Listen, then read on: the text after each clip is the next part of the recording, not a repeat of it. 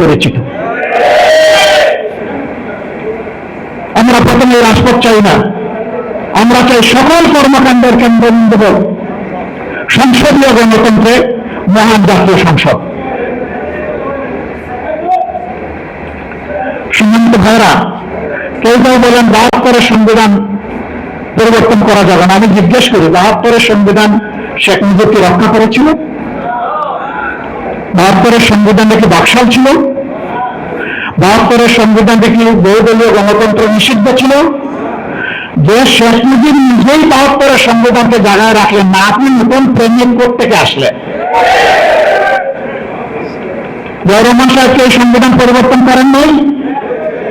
মরহুম নেতা এম.কে. আনোয়ার এই জাতীয় প্রেস ক্লাবে ওই হলে বসে তিনি একটা আলোচনা সভা বলেন নাই যে জনগণের সরকার কায়েম হলে এই সংবিধানকে আমরা ছুঁড়ে ডাস্টবিনে ফেলে দেব?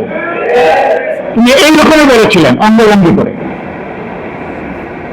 মরহুমা